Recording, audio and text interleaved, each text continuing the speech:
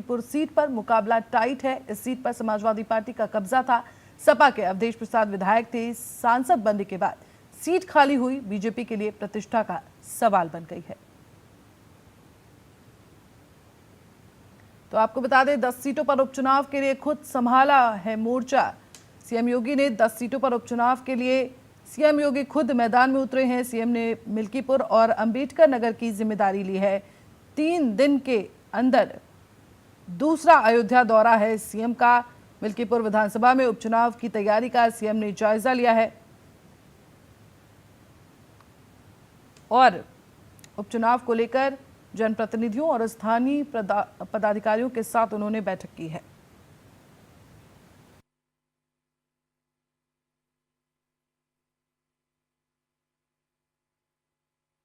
चुनाव को लेकर 3 दिन के अंदर दूसरा अयोध्या दौरा है सीएम योगी आदित्यनाथ का।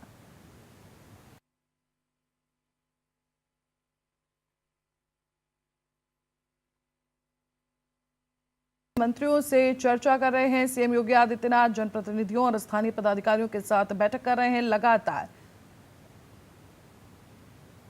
तो मिल्कीपुर सीट पर मुकाबला टाइट दिख रहा है विपक्ष का और बीजेपी का। वहीं सीट पर समाजवादी पार्टी का इससे पहले कब्जा था। सपा के अवधेश प्रसाद यहां से विधायक थे। सांसद बनने के बाद ये सीट खाली हुई है और सीएम योगी की अगर बड़ी बातें कहें जो आपको बताएं कि उन्होंने क्या कही है इस दौरान, तो उन्होंने कहा कि भगवान राम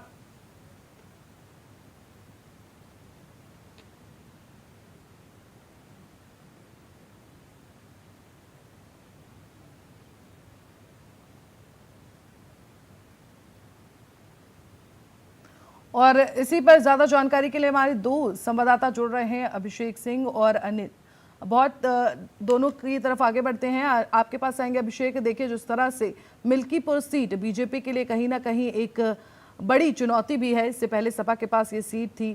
क्या कुछ है इस सीट पर जो चुनौती बन सकता है बीजेपी के लिए? बिल्कुल 2027 से पहले ये उपचुनाव सभी राजनीतिक दलों के लिए उत्तर प्रदेश की आबो हवा को पूरी तरह निर्धारित करने वाला लिटमस टेस्ट है और यही वजह है कि सभी राजनीतिक दल अपनी पूरी ताकत झोंक रहे हैं।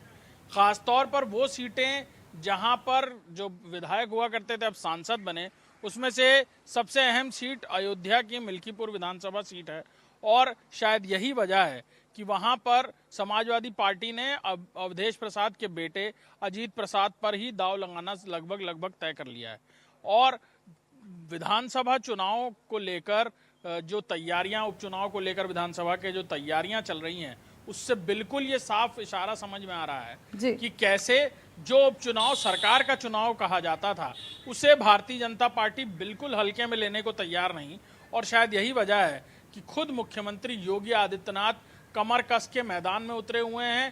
पूरी तरह उन्हें फ्री होल्ड दिया गया है और शायद यही वजह है कि जो चमत्कार लोकसभा चुनाव में उम्मीद की जा रही थी वो चमत्कार अब उपचुनाव में किया जाए, इसको लेकर मुख्यमंत्री योगी आदित्यनाथ के हाथ में पूरी तरह कमान सौंपी गई है। वो खुद अयोध्या जा रहे हैं। अयोध्या में क्या कुछ रहा, संतों से लेकर आम लोगों से, प्रबुद्ध वर्गों से, अधिकारियों से लेकर आम जनता तक हर किसी की नब्ज टटोली जा रही है। और मुख्यमंत्री के इन ताबड़तोड़ रिएक्शंस और दौरों से एक बात बिल्कुल साफ है कि अयोध्या में पूरी तरह ताकत झोंकने के मूड में भारतीय जनता पार्टी सरकार ही नहीं, खुद मुख्यमंत्री योगी आदित्यनाथ भी नजर आ रहे हैं। और इस बाई इलेक्शन को पूरी तरह इस लिटमस टेस्ट की तरह जिसको देखा जा रहा है 2027 के विधानसभा चुनाव से पहले, उसे अपने फेवर में करने के लिए हर कोशिश, हर प्रयास किया जाएगा। और शायद यही वजह है कि जहां एक तरफ बाकी राजनीतिक दल चाहे समाजवादी पार्टी और कांग्रेस अभी भी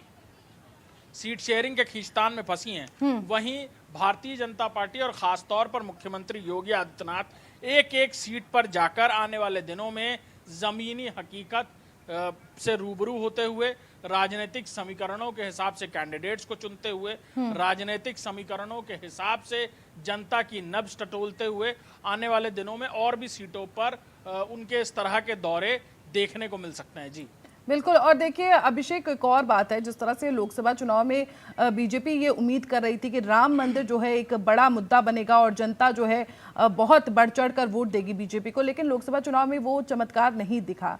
और अभी भी अगर हम देखें सीएम योगी के भाषणों में, तो राम मंदिर का काफी जिक्र किया जा रहा है।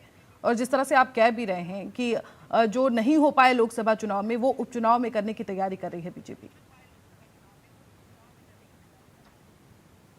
बिल्कुल, लोकसभा चुनाव में कई सारी वजह रही।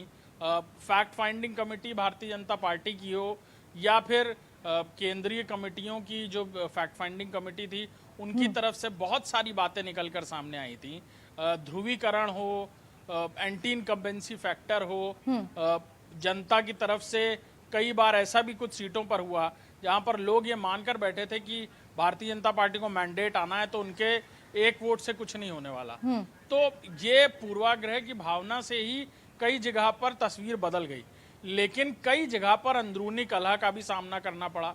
कई जगह पर उन कैंडिडेट्स को जिनका टिकट नहीं हो पाया, उनकी तरफ से अंदरूनी कलह, अंदरूनी परेशानियां, या कहा जाए इंटरनल पॉलिटिक्स का शिकार कुछ सीटें हुई। शायद अयोध्या भी उन सीटों में से एक थी। इसीलिए खुद मुख्यमंत्री योगी आदित्यनाथ अब इस बार कोई रिस्क नहीं लेते हुए नजर आ रहे हैं और खुद जमीनी हकीकत जानने के लिए इन सीटों का दौरा करते हुए, खासतौर पर अयोध्या जो सबसे फोर साइटेड विजन था, राम मंदिर बनने के बाद से देश विदेश से लोग वहां पहुंच रहे थे। लाखों की तादाद में लोगों की उम्मीदें अयोध्या से जुड़ी हुई थी, जिसे पूरा करके दिखाया मुख्यमंत्री योगी आदित्यनाथ ने।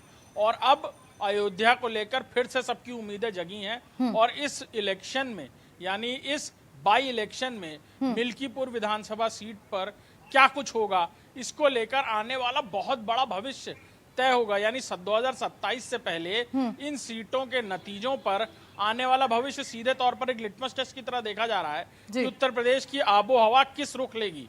यही वजह है कि मुख्यमंत्री योगी आदित्यनाथ न सिर्फ खुद जमीनी हकीकत बल्कि लोगों के बीच जाकर उनकी परेशानियां समझते हुए जो समीकरण पिछले चुनाव में बिगड़ गए थे उन्हें दोबारा साधते हुए, जो लोग नाराज थे उनके मन की बात सुनते हुए नजर आ रहे हैं। जी ठीक है अनिल, आपके पास आएंगे। देखिए जिस तरह से अयोध्या में कुछ खास कमाल नहीं दिखा पाई थी बीजेपी, और अब जिस तरह से बार बार पहुंच रहे हैं सीएम योगी आदित्यनाथ, वहां पर राम मंदिर का जिक्र कर रहे हैं बार बार, क्या लग रहा है आपको, जनता का क्या रुख मिल रहा है वहां पर देखने को? बीजेपी को उसको देखते हुए सूबे के मुखिया कहीं से भी कोई ढील नहीं देना चाह रहे हैं, कहीं से कोई चूक नहीं करना चाह रहे हैं, जिससे एक बार फिर से आपको वो तस्वीरें पुनरावृत्ति हो। आज वो मंच पर भी जब खड़े, जब उद्बोधन शुरू हुआ, उन्होंने इस बात को खास से कहा कि अयोध्या जो है पहले कैसे थी, सपा के कार्यकाल में कैसी थी, कांग्रेस के कार्यकाल में कैसी थी और अब कैसी है। इन सब चीजों को देखने की जरूरत है। जिस तरह से जो भगवान श्री राम से दूरी बनाए हुए वो भगवान राम की बातें कर रहे हैं, हमेशा उन्होंने लोगों को बरगलाने का काम किया है, चाहे लोकसभा चुनाव हो या आम जो भी उनका इवेंट होता है, सभी वो केवल जनता को बरगलाने का काम करते हैं। धरातल पर जो काम हो रहा है वो सभी को दिखाई पड़ रहा है। उसके बाद भी ऐसी चूक हुई। आपको बताते चले, अगर सीरियल भाई बताऊं तो मुख्यमंत्री से पहले सूर्य प्रताप शाही ने जब उद्बोधन शुरू किया तो उन्होंने यहाँ के लोगों से आह्वान किया कि एक बार गलती हो चुकी है, उसकी पुनरावृत्ति नहीं होने पाई, क्योंकि जिस तरह से एक बार गलती हुई है पूरे विश्व में लोगों की तमाम तरह की प्रतिक्रिया आ रही है अयोध्या को लेकर। ऐसे में सभी की जिम्मेदारियां बनती है कि किस तरह से हमारे अयोध्या का डेवलपमेंट हो सकता है, किस तरह से हमारे अयोध्या का विकास हो सकता है और किससे विकास अब तक का हुआ है। इन सभी की तरफ सूर्य प्रताप शाही ने अपने उनका ध्यान आकर्षित किया। अब आते हैं मुख्यमंत्री के ऊपर। मुख्यमंत्री ने खास तौर पर कहा कि जिस तरह से अयोध्या का डेवलपमेंट भाजपा सरकार में हुआ है, इससे पहले कभी हुआ हो तो कोई बताए। आज जो लोग राम की बात करते हैं, अभी तक उन्होंने राम से दूरी बना रखी है, ये कहाँ का उनका तरीका है। अब बात करते हैं मिल्कीपुर विधानसभा की। जी, इस विधानसभा से अवधेश प्रसाद जो वर्तमान में सांसद हैं, वो यहाँ के पहले विधायक रह चुके हैं। यहाँ की जनता कह रही है कि यहाँ पर वो तो पहले भी विधायक रह चुके हैं, जब विधायक रहते उन्होंने कुछ नहीं करवाया, तो अब क्या अपेक्षा लेकर यहाँ पर आ रहे हैं। क्योंकि जो तस्वीरें इसमें ये कहा जा रहा है कि अवधेश प्रसाद के जो बेटे हैं उनको यहाँ से टिकट मिल रहा है सपा से, तो जनता इस बात को लेकर कह रही है कि वो तो पहले भी यहाँ से विधायक रह चुके हैं, सांसद हुए हैं। जब से सांसद हुए तब से केवल उनको अयोध्या में केवल गंदगी दिख रही है। अयोध्या को लेकर तरह तरह की बातें कर रहे हैं। उनसे कैसे अपेक्षा की जाए कि विधायक बनने के बाद भी यहाँ की कुछ तस्वीरें सुधर सकती है। जनता इस बात को लेकर लगातार करें। अब बात करते हैं सपा के कार्यकर्ताओं की, जी। तो सपा के कार्यकर्ता करें जब सभी सीटें अवधेश प्रसाद को ही चाहिए। आप सांसद हो गए हो, अब विधायक की टिकट के लिए भी अपने बेटे को आप अजित प्रताप पासी को आप आगे कर रहे हो। जब सारी चीजें आपको चाहिए तो जो यहाँ के कार्यकर्ता हैं वो किस लिए हैं, इसलिए कार्यकर्ताओं में भी खासा रोष देखा जा रहा है। ये बिल्कुल। तस्वीरें और हैं। देखिए, एक और चीज मैं अनिल आपसे जानना चाहूंगी कि जो अगर मुकाबला देखें तो वो कितना टाइट है, क्योंकि सपा पहले जीत चुकी है और बीजेपी जो है जिम्मेदारी दी गई है वो सीएम योगी आदित्यनाथ को दी गई है बीजेपी की तरफ से। वो बार बार पहुंच भी रहे हैं, बार बार जिक्र भी कर रहे हैं कई चीजों का। तो क्या लग रहा है, कितना मुकाबला टाइट दिख रहा है दोनों के बीच में? देखिए, अभी जो तस्वीरें हैं, अभी तो जनता साइलेंट मोड में है। वो जो भी पहुंच रहा है उसको विजय भाव का आशीर्वाद दे रही है, क्योंकि तमाम लोग जनता के बीच पहुंच रहे हैं और अपनी अपनी खूबियां गिनाने में लगे हुए हैं। लेकिन जो तस्वीरें दिख रही हैं, जो वर्तमान परिदृश्य दिख रहा है कि जिस तरह से लोकसभा में शिकस्त मिली है और जिस तरह से अवधेश प्रसाद की एक्टिविटी हुई, उसको लेकर कहीं ना कहीं यहाँ की जनता नाराज है और इस बार वो परिवर्तन का मूड बना सकती है, ऐसा कहा जा सकता है। ठीक है, बहुत बहुत शुक्रिया आप दोनों का हमसे जुड़ने के लिए और तमाम जानकारी साझा करने के लिए।